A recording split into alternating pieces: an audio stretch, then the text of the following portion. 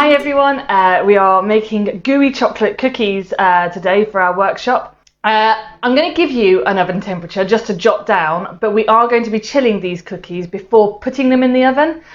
So you don't need to put your oven on. Don't put it on at the moment because it's too hot for ovens as well. You would want 170 for conventional or 160 for fan. Baker, can you tell me what that is in gas marks? 170 or 160 for fan. Is it 4? 4. Gas mark 3 or 4. So yeah, don't put it on because you're just going to make yourself extra hot, and actually we're going to chill these first, but I am going to give you that temperature and I'll give it again at the end. Right, so we're going to need 200, gas mark 3. Mr. Boozy Baker is behind the camera for anyone that's wondering what I'm looking at gormlessly in the corner. It's Mr. Boozy Baker signalling to me, so gas mark 3. Right, so you're going to need 250 grams of plain flour. I'm not going to bother sieving this. You can if you want, but we're going to make it into a dough, so we're not looking to incorporate air or anything in. So I'm going to put that into my bowl. So to our 250 grams of plain flour, we're going to add 30 grams of cocoa. Now, someone did say, do you need to add cocoa? No, you don't. It won't be as chocolatey, but we're putting plenty of chocolate in. So if you don't have cocoa, just add 30 grams of flour.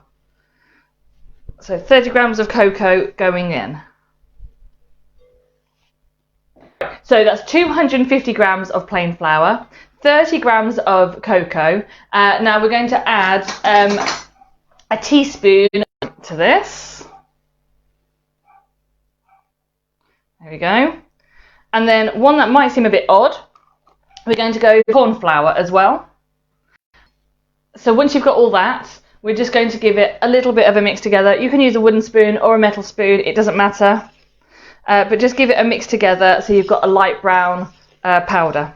So in the bowl we've got 250 grams of flour, we have 30 grams of cocoa, 1 teaspoon of bicarbonate of soda, and 1 teaspoon of corn flour. So to that bowl we're going to add 100 grams of caster sugar. You can use granulated as well if you preferred, but we're going to use caster. This is actually quite a quick recipe today, guys. 100 of caster sugar and 150 grams of brown. Now the reason we use is because brown sugar it adds a lot of nice moistness to our cookies, but you kind of need white sugar to make sure that it stays together. So yeah, if you've not got brown sugar, you can use all white, but that's the reason we do the mix, is because we want the moisture from the brown sugar, and then we need just to have the white sugar there to combine the mix a bit more, especially when it's in the oven. It's not going to melt at so much. And then we're going to get 1 egg in, just the 1 egg at the moment. And then I don't want to go too fast for some of our younger audience as well. We're going to use an egg yolk. The reason again is because we want these to be gooey chocolate cookies, that extra egg yolk helps with that kind of chewy, gooey centre. So I don't want the egg white, so I'm going to use a little pot. Hang on. Move across. I'm just going to balance my egg yolk between the eggshells until, I mean, it's fine if you've got a little egg with it, but you want just the egg yolk, the yellow bit, into your mix. And to that, we're going to have 170 grams of melted butter. So I'm going to give this to Mr. Boozy Baker's and to put in the microwave for a moment. You could have done this beforehand, but I didn't. I'm going to pour my butter in, and then I'm just going to lightly stir all that together. I'm not looking for it to form a dough at the moment because I've still got to add the chocolate. So I just want it to be just a bit gooey. Right, so if you can see, you can still see a lot of flour in there, but it's just a bit more combined. So that was the caster sugar, the 150 grams of brown sugar, the egg, the extra yolk, and the 170 grams of melted butter. That has all gone into that. And then this is your choice now as to what you put in, but we recommended about 200 grams of chocolate. You can just do that with plain chocolate, you can do it with white, dark, or have a mixture. Because of what we do, we always have massive bags of chocolate, so we've got a bit of mixture for ours. Nice macadamia nuts would go well with this. So I've already measured these out roughly. So we've got about 65 grams of each one in these. It is excessive with how much chocolate we're putting in. So if you've got a bag of chocolate chips and there's not that much, just put what you've got in. It doesn't matter. Gemma's asked, would squares of chocolate be too big? Yeah, if you're talking like the dairy milk kind of size, yeah, I would cut them. I would cut them up a bit.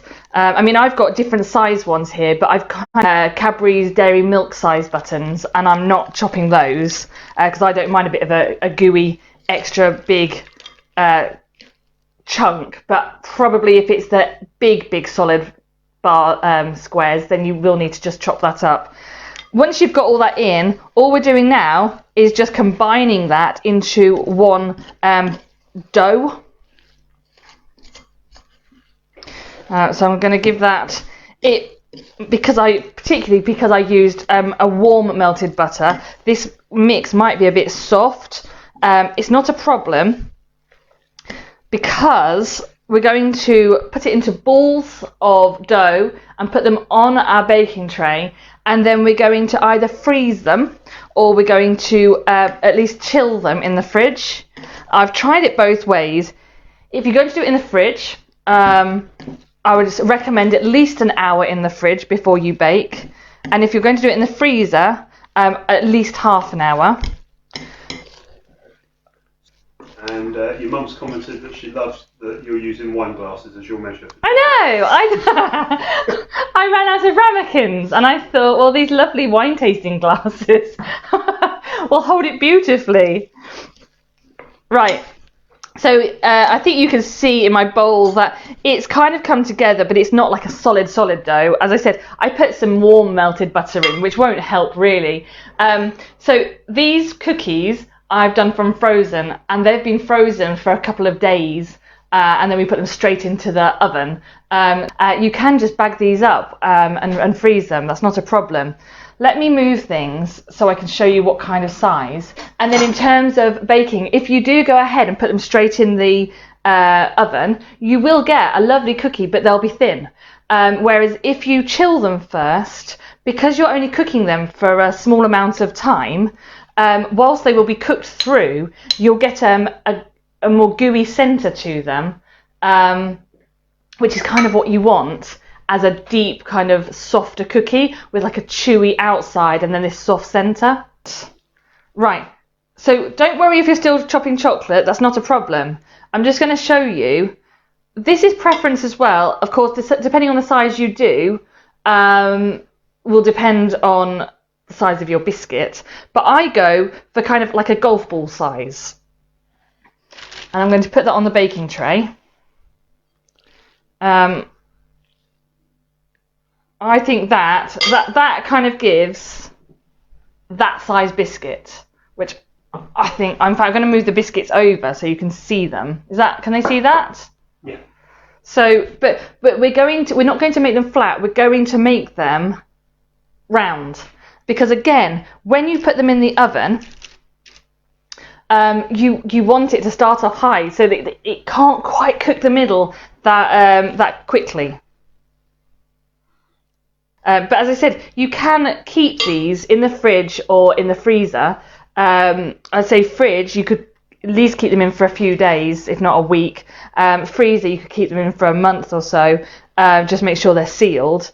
but they're great because they're so luxurious to have them as, I mean, I would probably freeze them, and then if you haven't got the space, once they're frozen, you could just tip them into a bag. It all depends on how big you make them, but you'll get between 12 and 16 cookies. Jennifer's asked, do we need to add any liquid like milk?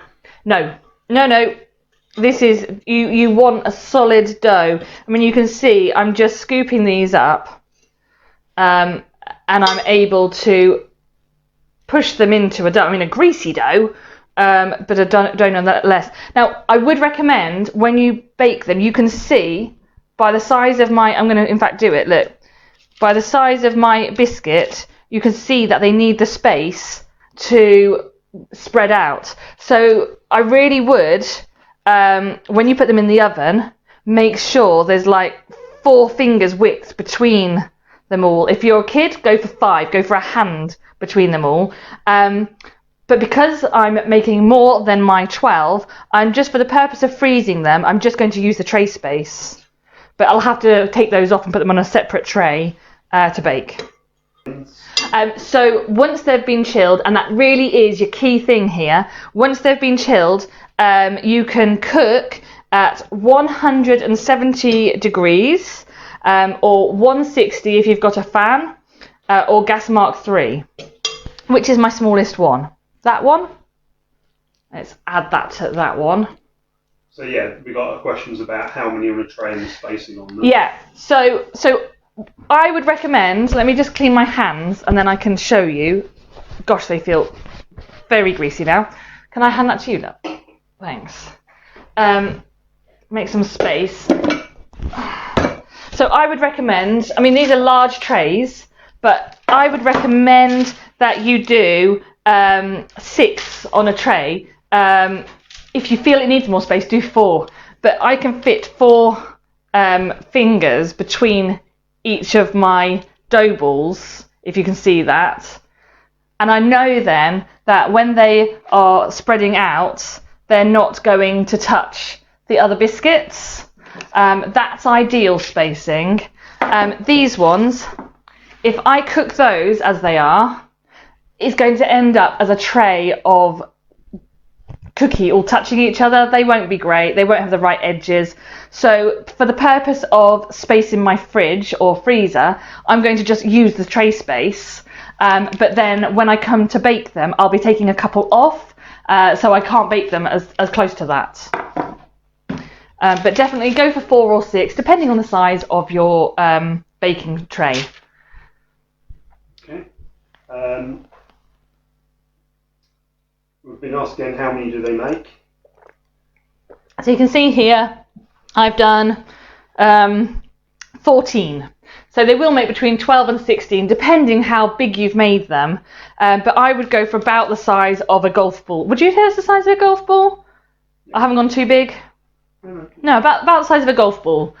So I've been able to cup it in my hand and kind of press down, and there's kind of like, that's the size left.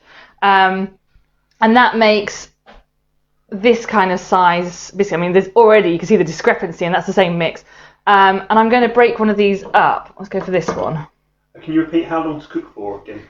Yes. Cooking? So you want to cook for between 13 and 15 minutes.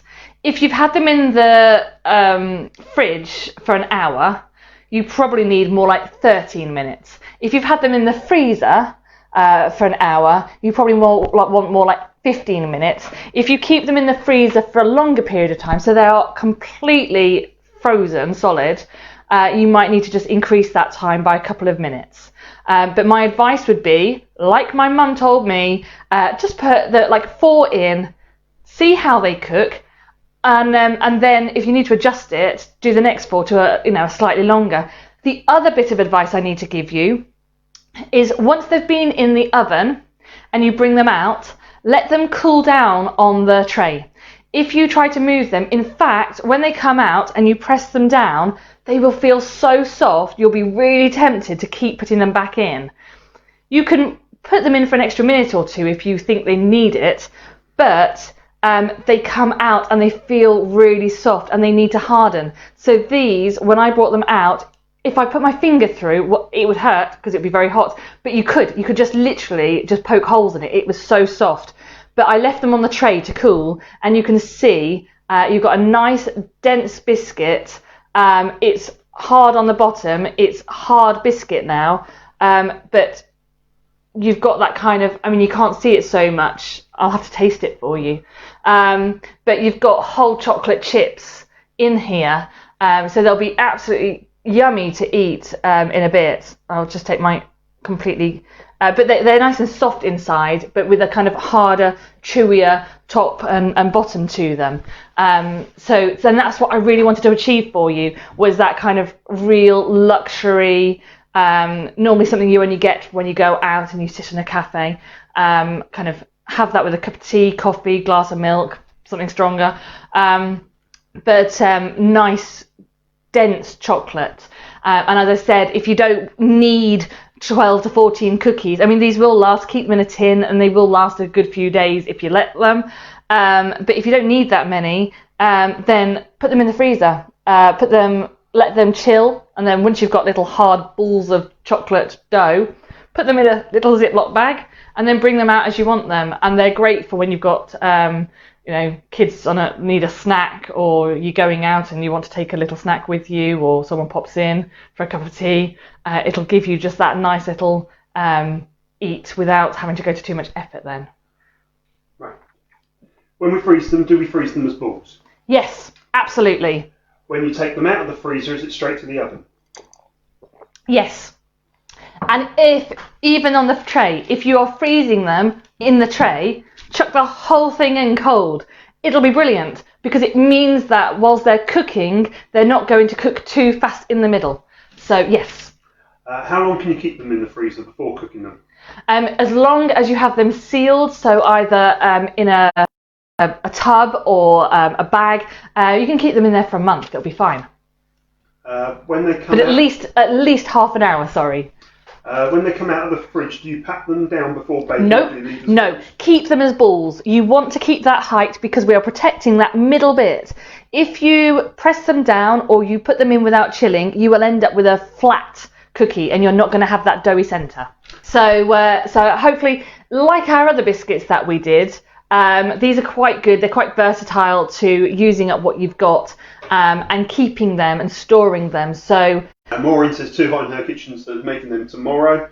Yeah, if I saw on the family lockdown Facebook page, someone was saying it is too hot to have my oven. What can I make which doesn't require an oven? Remember, if you are feeling like that, but you do want something, remember we've got our easy cheesecake, which is such a good one for the summer. It's a nice biscuit base. It was one of the best kind of cheesecakes you will taste, and you can top that with fruit and make it very summery for this weather, and there's no need to put the oven on at all. So that's a good one to follow, and that's on YouTube. Yeah, go on. Christine says thanks to you two, looks delish. Good. Tora asked, what was the other biscuits? I must have missed that. So it was our first workshop, and they're really good because you make a log of sugar cookies and then you can cling film it. There's no cutter required, and then you just chop slices, and that's available on our YouTube channel, and I think it's Sugar Cookie Workshop, you'll find it under. Comes to the question, what is on the menu for next week? Menu for next week, I need to have a go at making some ravioli, and I'm hoping to do that as one of our next workshops. People who bought the books as well. Brilliant. Yeah, as I said, it's I don't know if I can flick through and just show you. There you go, our cinnamon buns. So you get the recipe on one side and all the different, well, some of the makes that you sent in with your names on the other side. Just trying to get chocolate cookie dough over this. Let me find you another one. Oh, there you go, sugar cookies. So that's in there with the pictures on the other side. So you get, there's, how many recipes are there? 17 recipes, I think. In there, all with the methods, and that's available on Amazon if you would like that. Anything else? Aprons, if you would like a Boozy Baker apron. Everything is available on our online shop. You will find at www.boozybakers.co.uk, and you can also buy boozy marshmallows, brownies, cake slices, loaded cake boxes. So if you want a sweet treat and you don't want to put the oven on, head over to our shop and we send them out either first class or special delivery straight to your door. We're being asked for ideas for Christmas, maybe as well. Yeah, you know what? I am. Desserts. That's no problem. I am so sorted for you guys for Christmas because I am addicted to Christmas. In fact, if I view a house, the first thing I look at is where's the Christmas tree got to go. So I have got so many ideas for Christmas, and I think we will do a Christmas cake recipe September, October, so we can start feeding it. I'm going to get these in the fridge now, and so we can bake them shortly. All right then, I will say goodbye. Enjoy a sunny afternoon. Okay, bye.